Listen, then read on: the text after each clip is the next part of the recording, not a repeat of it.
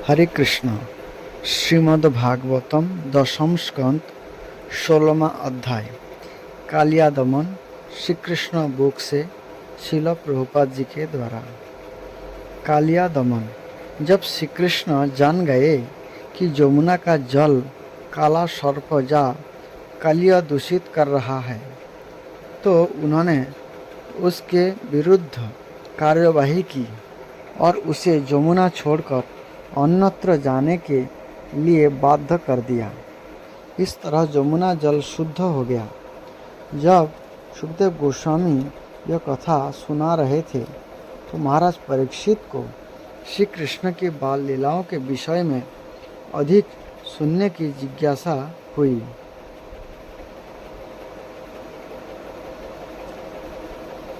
उन्होंने सुखदेव गोस्वामी से पूछा कि श्री कृष्ण ने इस कालिया को किस प्रकार दंडित किया, जो वर्षों से जल में रह रहा था। वस्तुतः महाराज परीक्षित कृष्ण की दिव्य लीलाओं को सुनने के लिए अधिक उत्सुक हो रहे थे और उन्होंने अपना प्रश्न बड़ी ही रुचि के साथ पूछा। इस सुखदेव महाराज ने इस कथा को इस प्रकार सुनाया। यमुना नदी में एक विशाल झील थी, जिसमें कालिया नाग रहता था। उसके बीच के सारा क्षेत्र इतना दूषित हो गया था कि उसमें से 24 घंटे विषैली भाप निकालती रहती थी। यदि कोई पक्षी उस स्थान के ऊपर से भूल से भी निकलता, तो वह तुरंत मरकर जल में गिर जाता था। यमुना की भाप के विषैली प्रभाव के कारण यमुना नदी के तटवर्ती सारे वृक्ष तथा तीर्ण सूख गए थे। श्री कृष्ण ने देखा कि इस विशाल सर्प के विष के प्रभाव से वृंदावन से होकर बहने वाली पूरी नदी घातक बन चुकी थी। ये कृष्ण, जिन्होंने संसार के समस्त दुष्टों का वध करने के लिए अवतरित लिया था, तुरंत यमुना तट स्थित एक विशाल कदम्ब वृक्ष पर चढ़ गए।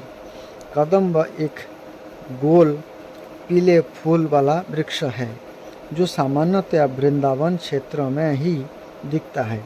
इस वृक्ष की चोटी पर चढ़कर उन्होंने अपना फेंटा कसा और पहलवान की भांति अपनी भुजाएं ठोंक कर ये उस विषैली झील के बीचों बीच कूद पड़े। श्री कृष्ण जिस कदम्ब वृक्ष से कूदे, एकमात्र वही वृक्ष था जो सूखने से बचा हुआ था। कुछ भाष्यकारों का कहना है कि श्री कृष्ण के चरण कमलों का स्पर्श पाकर वह वृक्ष तुरंत जीवित हो उठा। अन्य पुराणों में कहा गया है कि विष्णु के शाश्वत वाहन गरुड़ को पता था कि भविष्य में कृष्ण ऐसा कार्य करेंगे, अतः उसने इस वृक्ष को जीवित रखने के लिए उस पर कुछ अमृत डाल दिया था। जो ही भगवान श्री कृष्ण जल में कूदे, तो ही नदी के किनारे 100 गज की दूरी तक अप्लावित हो उठे, मानो जल में कोई बहुत बड़ी वस्तु गिरी हो। कृष्ण द्वारा शक्ति का यह प्रदर्शन अलौकिक नहीं है, क्योंकि ये सारी शक्ति के अगार है। श्री कृष्ण ने तैरते हुए एक विशाल बलशाली हाथी के समान गर्जना की, जिसे कालिया नाग ने सुना। यह गर्जना उसके लिए असह्य थी और उसे समझते देर न लगी कि उसके आवास पर आक्रमण करने का प्रयास है। अतः वह तुरंत कृष्ण के सामने आ गई। उसने देखा कि कृष्ण सचमुच दर्शनीय है, क्योंकि उनका शरीर इतना सुंदर तथा कोमल था। उनका रंग नीले बादल के समान था और उनके पांव कमल पुष्प जैसे थे और ये शिवत्स रत्नों तथा पीताम्बर से सुशोभित थे। उनके सुंदर मुख पर मुस्कान थी। ये अत्यंत शक्ति से यमुना नदी में क्रीड़ा कर रहे थे, किंतु कृष्ण की इतनी सुंदरता के बावजूद कालिया अपने मन में अत्यंत क्रुद्ध हुआ। अतः उसने उन्हें अपनी कुंडली में दबोच लिया। कृष्ण को इस अविश्वसनीय प्रकार से सर्प की कुंडली में बांधा देखकर स्नेही ग्वाले तथा वृंदावन के अन्नवासी अत्यंत भयभीत हो उठे। उन्होंने अपना सर्वस्व, अपना प्राण, संपत्ति, प्रेम, कार्यकलाप कृष्ण को अर्पण कर रखे थे। कृष्ण को इस स्थिति में देखकर ये अत्यंत भयभीत होकर भूमि पर गिर पड़े। सारी गौवें, बैल तथा बछड़े शोक संतप्त हो उठे और ये सब चिंतातुर होकर कृष्ण को देखने लगे। भय के कारण वेदनावश वे केवल रो सके। ये अपने प्यारे कृष्ण को सहायता पहुंचाने में असमर्थ थे और मात्र यमुना के तट पर खड़े रहे। जब यह घटना यमुना तट पर घट रही थी तो कुछ अपशकुन भी प्रकट होने लगे थे। पृथ्वी हिलने लगी थी, आकाश से उल्कापिंड गिरने लगे थे और मनुष्यों के शरीर के बाएं अंग कांपने लगे थे। ये सब आसन्न महान संकट के संकेत थे। इन अशुभ संकेतों को देखकर महाराज नंद समेत सारे ग्वाले भयवश अत्यंत चिंतित हो उठे। उसी समय उन्हें सूचित किया गया था कि कृष्ण अपने बड़े भाई बलराम के बिना ही चारागाह गए हैं, अर्थात गौ चराने गए। जो ही नंद, यशोदा तथा ग्वालों ने यह खबर सुनी तो ये और अधिक चिंतित हो उठे। कृष्ण के प्रति अत्यधिक स्नेह के कारण तथा कृष्ण की शक्ति से अपरिचित होने के कारण ये सब शोक तथा चिंता से अभिभूत हो उठे, क्योंकि उन्हें कृष्ण से अधिक प्रिय और कुछ न था और उन्होंने कृष्ण के लिए अपना जीवन, धन, स्नेह, मन तथा कर्म सब कुछ अर्पित कर दिया था। कृष्ण के प्रति अत्यधिक आसक्ति होने से उन्होंने सोचा आज कृष्ण अवश्य ही विनष्ट हो जाएंगे। वृंदावन के सारे वासी कृष्ण को देखने के लिए गांवों से बाहर आ गए। इस मंडली में बच्चे, युवक तथा वृद्ध, स्त्रियां, पशु एवं सारे जीव थे। ये जानते थे कि कृष्ण ही उनका एकमात्र जीवन आधार है।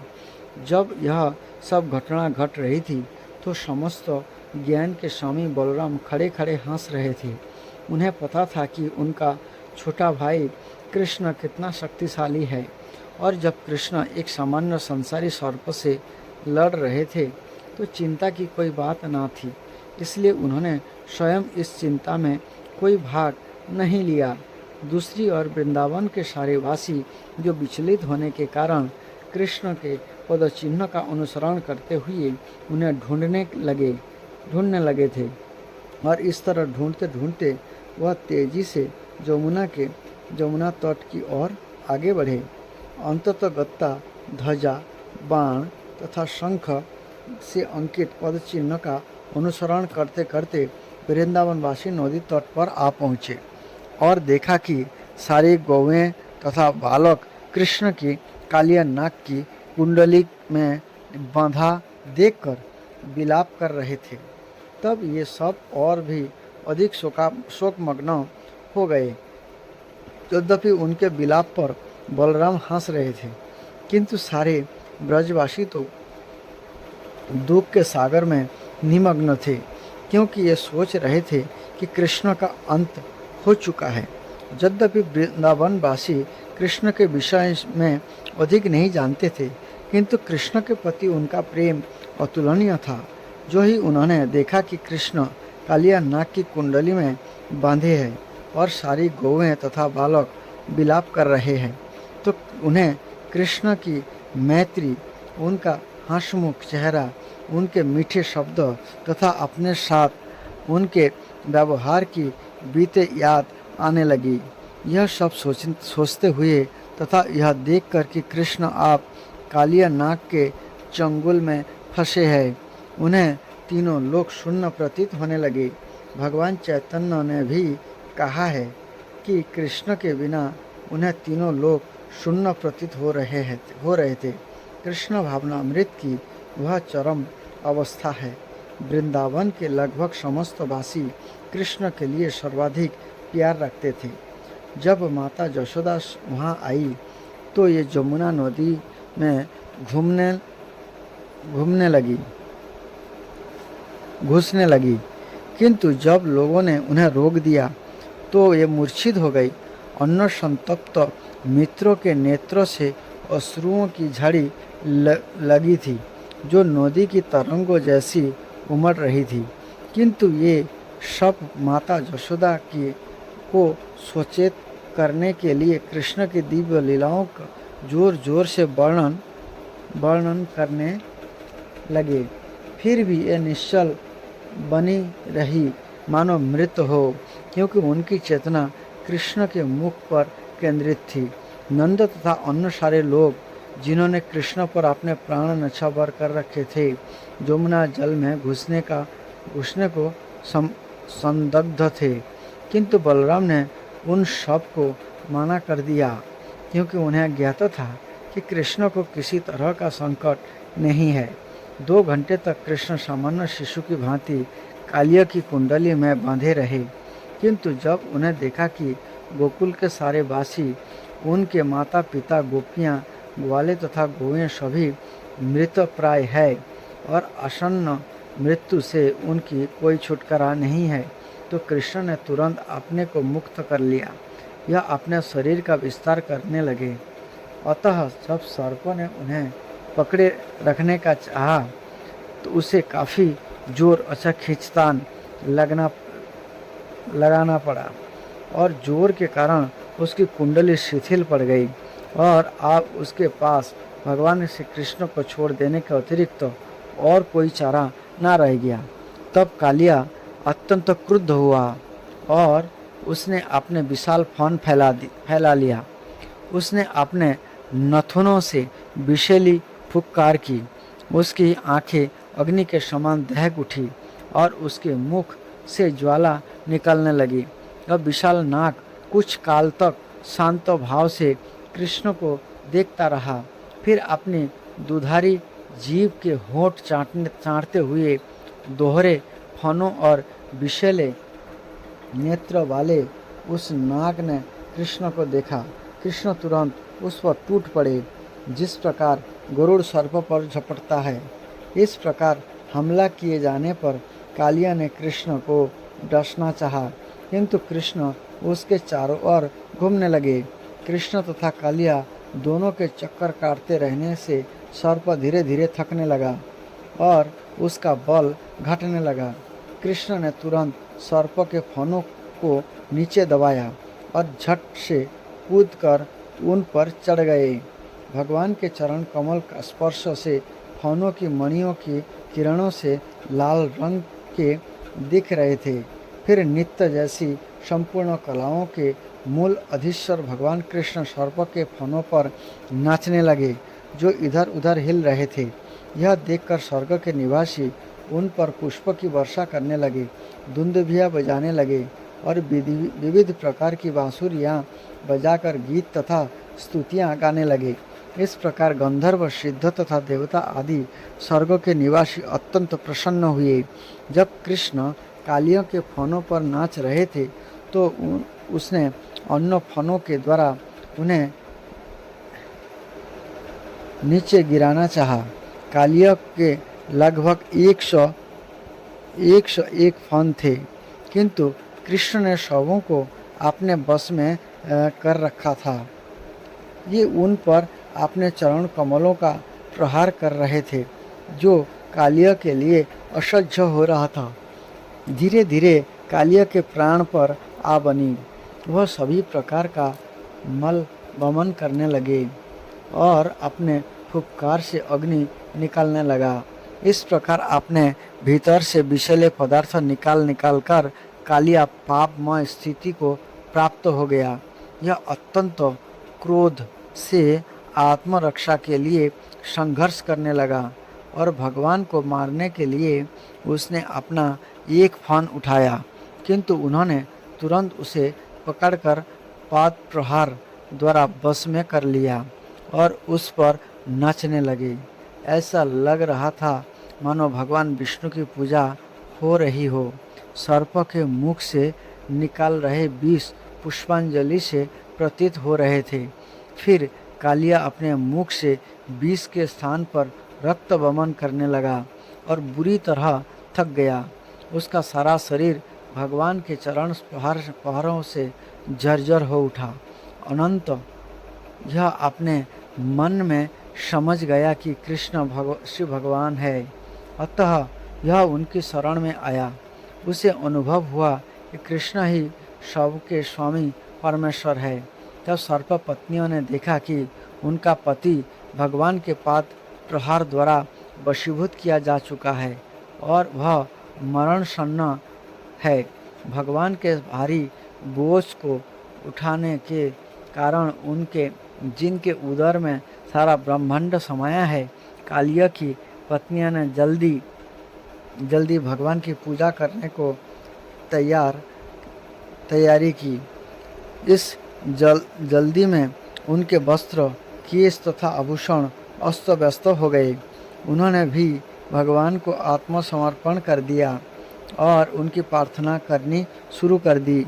ये अपनी अपनी संतानों को सामने किए, उनके समक्ष आई और जमुना के तट पर पृथ्वी पर गिरकर उन्हें प्रणाम करने लगी। नाग पत्नियां जानती थी कि कृष्ण समस्त शरणागतों के शरण है और ये अपनी प्रार्थनाओं द्वारा भगवान को प्रसन्न करके अपने पति को आसन्न संकट से छुड़ाने के लिए इच्छुक थी। नाग पत्नियों ने इस प्रकार प्रार्थना की, हे भगवान, आप समदर्शी है, आपके लिए आपने पुत्र, मित्र या शत्रुओं में कोई भी अंतर नहीं है, अतः आपने कालिया को जो दंड दिया है वो सर्वथा अनुकूल है। हे स्वामी, आप दुष्टों के संहार के लिए ही इस जगत में अवतरित हुए हैं और चूँकि आप परम सत्य है, अतः आपकी कृपा तथा दंड में कोई अंतर नहीं है। अतः हम सोचती है कि कालिया को दिया गया दिखने में दंड लगने वाला यह दंड वस्तुतः कोई वरदान है। हम आपके दंड को आपकी परम कृपा समझती है, क्योंकि जब आप किसी को दंड देते हैं तो उसका अर्थ यह लगाया जाता है जिसके पाप कर्मों का फल समूल नष्ट हो गया है। यह स्पष्ट है कि कालिया नाग के शरीर में प्रकट हुए तुच्छ प्राणी समस्त प्रकार के पापों से पूरित हो चुका होगा, अन्यथा उसे सर्प का शरीर क्यों प्राप्त होता। इसके फनों पर आपके नाचने से उसके सर्प शरीर से उत्पन्न सारे पापों के फल क्षीण हो चुके हैं। अतः यह अत्यंत शुभ है कि आपने क्रुद्ध होकर उसे इस प्रकार दंडित किया। हम सभी आश्चर्यचकित है कि आप इस सर्प पर इतने प्रसन्न क्यों हुए हैं। निश्चय ही इसने पूर्व जन्म में विभिन्न धार्मिक कृत्य किए होंगे और कई प्रकार की तपस्याएं की होंगी, जिनसे सभी लोग प्रसन्न हुए होंगे और उसने समस्त जीवों के लिए विश्वव्यापी कल्याण कार्य किए होंगे।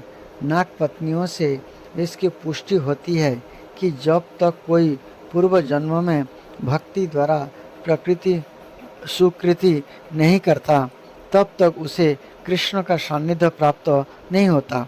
भगवान चैतन्य ने अपने शिक्षा अष्टकम में कहा कि मनुष्य को अत्यंत विनीत भाव से अपने को तृण से भी तुच्छ मानकर तथा अपने सम्मान की परवाह ना करके दूसरों को सभी प्रकार से सम्मान देते हुए हरे कृष्ण महामंत्र का उच्चारण करना चाहिए। नाग पत्नियां आश्चर्यचकित थी कि यद्यपि अत्यंत भयानक पाप कर्मों के कारण कालिया को सर्प का शरीर प्राप्त हुआ था, किंतु तो भी वह कृष्ण के चरण कमलों का सान्निध्य प्राप्त कर रहा था। निश्चय ही वह किसी साधारण पुण्य कर्मों का फल न था। इन दो विरोधी तथ्यों से ये विस्मित थी। इस तरह से ये आगे प्रार्थना करती रही, हे भगवान, हमें यह देखकर विस्मय है कि उसे अपने सिर पर आपके चरण कमलों की धूलि धारण करने का शुभ अवसर मिला। इसकी कामना बड़े बड़े साधु लोग करते हैं। यहाँ तक कि लक्ष्मी जी तक को आपके चरण कमलों की धूलि का सौभाग्य प्राप्त करने के लिए कठिन तपस्या करनी पड़ी। अतः यह कैसे संभव हो सका? ये कालिया नाग को आपने शीश पर आपकी चरण धूलि धारण करने का अवसर इतनी आसानी से प्राप्त हुआ। हमने शास्त्रों से सुन रखा है कि जिन्हें आपके चरण कमलों की रज का वरदान प्राप्त हो जाता है, ये इस ब्रह्मांड में ब्रह्म जैसे सर्वोच्च पद जा कि स्वर्ग का राजत्व अथवा इस लोक की सार्वभौम सत्ता तक की परवाह नहीं करते। ना ही वे इस पृथ्वी के ऊपर स्थित लोकों तथा सिद्ध लोक पर राज्य करने की आकांक्षा करते हैं, ना ही ये योग द्वारा योग शक्ति प्राप्त करने की इच्छा करते हैं, ना ही शुद्ध भक्त आपसे तदात्म स्थापित करके मोक्ष की कामना करते हैं। हे नाथ, यद्यपि यह सर्प प्रकृति के अत्यंत निकृष्ट गुण द्वारा पालित योनि में जन्मा है और यह क्रोध से युक्त है, किंतु इस सर्पराज को अत्यंत दुर्लभ वस्तु प्राप्त हुई है।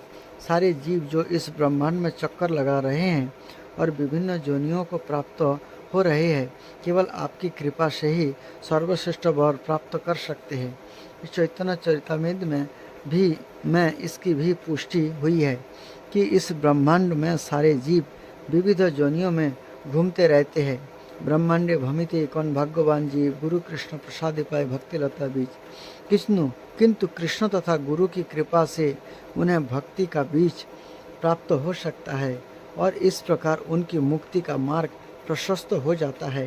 नाग पत्नियों ने आगे निवेदन किया, अतः हे स्वामी, हम आपको सादर नमस्कार करती है, क्योंकि आप परम पुरुष हैं और प्रत्येक जीव के भीतर परमात्मा रूप में निवास करते हैं। आप इस दृश्य जगत से परे है, किंतु आप पर ही सब कुछ निर्भर है। आप साक्षात दुर्दांत काल है, संपूर्ण काल शक्ति आप में स्थित है। अतः आप भूत, वर्तमान तथा भविष्य, मास, दिन, घंटा, क्षण के रूप में समग्र काल के दृष्टा और प्रतिरूप है। दूसरे शब्दों में, हे भगवान, आप प्रत्येक क्षण, घंटा, दिन, वर्षा तथा भूत, वर्तमान, भविष्य में घटित होने वाले सारे कार्यकलापों को भली भांति देख सकते हैं। आप स्वयं विराट रूप है, तो भी आप इस ब्रह्मांड से भिन्न है।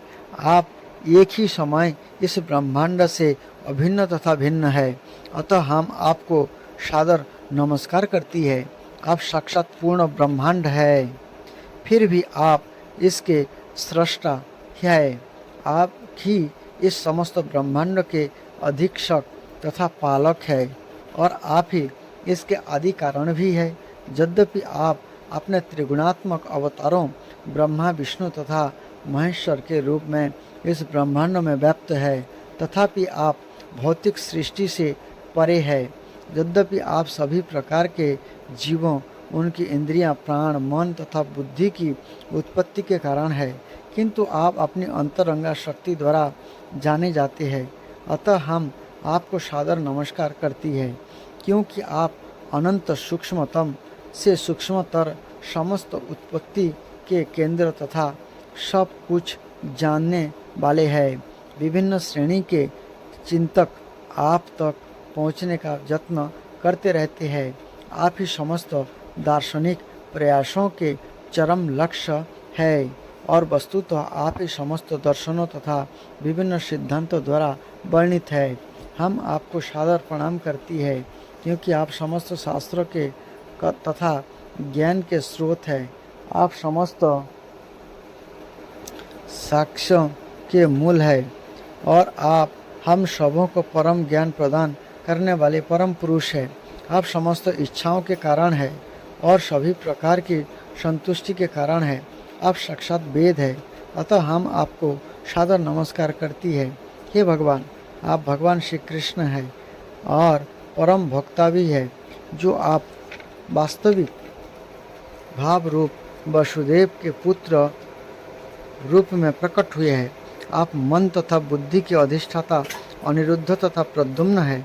आप समस्त वैष्णवों के स्वामी हैं। आप अपने चतुर्भुज रूप में वसुदेव, संकर्षण, अनिरुद्ध तथा प्रद्युम्न है और मन तथा बुद्धि के विकास के कारण स्वरूप है।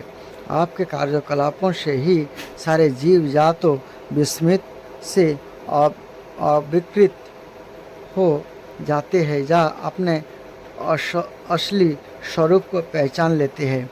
इसकी पुष्टि श्रीमद् भगवद गीता में 15वें अध्याय में भी इस प्रकार हुई है। भगवान सबों के हृदय में परमात्मा के रूप में है या अपने आदि स्वरूप को पहचान लेता है।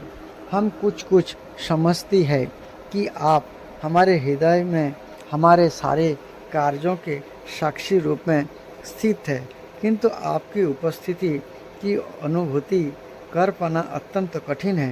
यद्यपि हम में से प्रत्येक कुछ सीमा तक ऐसा कर सकती है। आप भौतिक तथा आध्यात्मिक शक्तियों के परम नियंता है, अतः आप परम अग्रणी है। यद्यपि आप इस दृश्य जगत से भिन्न है, आप इस दृश्य जगत के प्रत्येक अवयव के साक्षी तथा स्रष्टा है, अतः हम आपको नमस्कार करती है। हे भगवान, आपको इस दृश्य जगत की उत्पत्ति करने में व्यक्तिगत रूप से कुछ भी नहीं करना पड़ता। आप अपनी विविध शक्तियों सतो, रजो तथा तमो गुणों के द्वारा इस दृश्य जगत की उत्पत्ति, पालन तथा संहार करते हैं। आप समस्त काल शक्ति के नियंता रूप में आपने भिकुटी विलास मात्र से ही इस ब्रह्मांड की उत्पत्ति करते हैं और प्रकृति की उन विभिन्न शक्तियों को जो विभिन्न प्राणियों पर विभिन्न रूप से कार्य कर रही है शक्ति प्रदान करते हैं। अतः कोई भी इसका अनुमान नहीं लगा सकता कि इस संसार के भीतर आपके कार्यकलाप किस तरह चलते रहते हैं।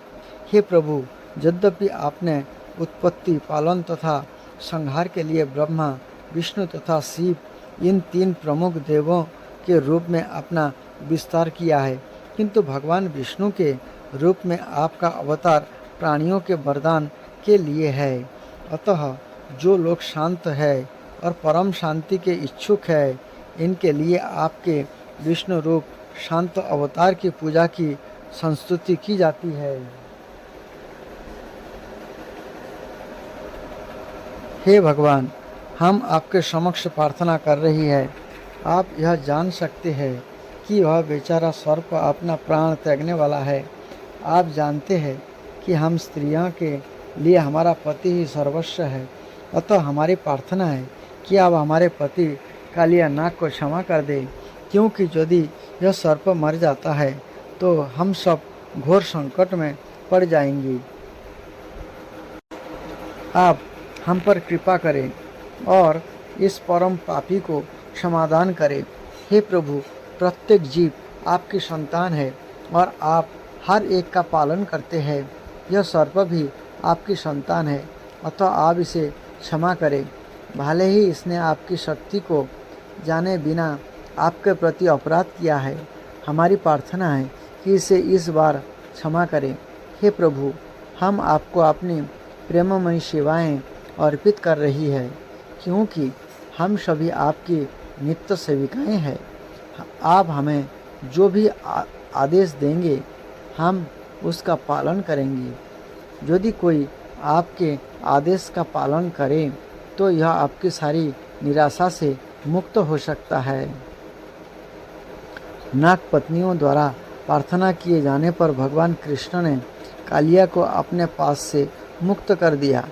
कालिया पहले ही भगवान के प्रहार से अचेत था, अतः चेतना आने पर तथा पास से मुक्त होने पर कालिया में प्राण का संचार हुआ और उसकी इंद्रियां चैतन्य हो उठी। वह हाथ जोड़कर परम भगवान कृष्ण से प्रार्थना करने लगा। मेरा जन्म ऐसी जनी में हुआ है कि मैं तमोगुण के कारण स्वभाव से क्रोधी और ईर्ष्यालु हूँ। आप भली भांति जानते हैं कि प्राकृतिक स्वभाव को त्याग पाना कितना कठिन है। यद्यपि इस स्वभाव के कारण ही जीव एक शरीर से दूसरे में देहांतरण करता रहता है। भगवत गीता में भी कहा गया है कि भौतिक प्रकृति के चंगुल से छुटकारा पाना अति कठिन है, किंतु यदि मनुष्य भगवान श्री कृष्ण की शरण में चला जाता है तो प्रकृति के गुणों का उस पर कोई प्रभाव नहीं पड़ता। कालिया ने आगे कहा, हे प्रभु, आप प्रकृति के उन समस्त गुणों के मूल स्रष्टा है जिनसे इस ब्रह्मांड की उत्पत्ति होती है। आप जीवों की उन विभिन्न प्रवृत्तियों के कारण स्वरूप है जिनके कारण उन्हें विभिन्न प्रकार के शरीर प्राप्त होते हैं। हे स्वामी, मैं सर्प के रूप में उत्पन्न हुआ हूँ, अतः स्वभाव से ही मैं अत्यंत क्रोधी हूँ। अतः आपकी कृपा के बिना इस स्वभाव को त्याग सकना कैसे संभव हो सकता है। आपकी माया के बंधन से छूट पाना बहुत कठिन है। आपकी माया से ही हम दास बने हुए हैं। हे भगवान, मेरी इन अपरिहार्य भौतिक प्रवृत्तियों के लिए मुझे क्षमा प्रदान करें। मैं आपकी शरण में आया हूँ। अब आप चाहे तो मुझे दंड दे या मुझे बचा ले। यह सुनकर बाल रूप श्री भगवान ने सर्प को इस प्रकार आदेश दिया, तुम तुरंत इस स्थान को छोड़कर सागर में चले जाओ। अब इसमें तनिक भी विलंब ना लगे। तुम अपने साथ अपनी पत्नियां, पुत्र तथा अपनी संपत्ति ले जा सकते हो।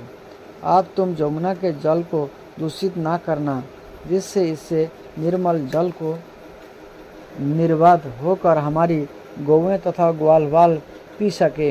तो भगवान ने घोषणा की कि कालिया नाग को दिया गया आदेश सब कोई सुन ले, जिससे आप कोई कालिया से ना डरे। जो कोई कालिया दमन की इस कथा को सुनता है, उसे सर्पों के ईर्ष्यालु कर्मों से डरने की कोई आवश्यकता नहीं रहेगी। भगवान ने यह भी उद्घोष किया, यदि कोई इस कालिया झील में स्नान करता है जहाँ मैंने तथा मेरे ग्वाल बालों ने स्नान किया है, यदि कोई एक दिन उपवास रखकर इसके जल में पितरों का तर्पण करता है, तो वह सारे पापों के फलों से मुक्त हो जाएगा। भगवान ने कालिया को भी आश्वासन दिया, तुम यहाँ पर गरुड़ के भय से भागकर आए थे, क्योंकि वह समुद्र की निकटवर्ती सुंदर भूमि पर तुम्हारा भक्षण करना चाहता था।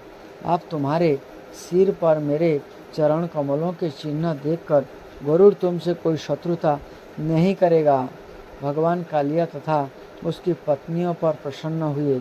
उनका आदेश पाते ही कालिया तथा उसकी पत्नियां सुंदर वस्त्र, फूलमाला, रत्न आभूषण, चंदन, कमल पुष्प तथा फलों से भेंट चढ़ाकर उनकी पूजा करने लगे। इस प्रकार उन्होंने अपने शत्रु गरुड़ के स्वामी को प्रसन्न कर लिया, जिससे ये बहुत भयभीत थे। फिर कृष्ण के आदेश का पालन करते हुए उन्होंने यमुना झील छोड़ दी।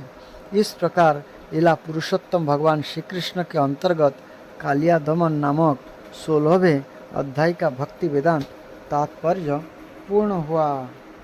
हरे कृष्णा कृष्ण कृष्ण हरे हरे, हरे राम राम राम हरे हरे।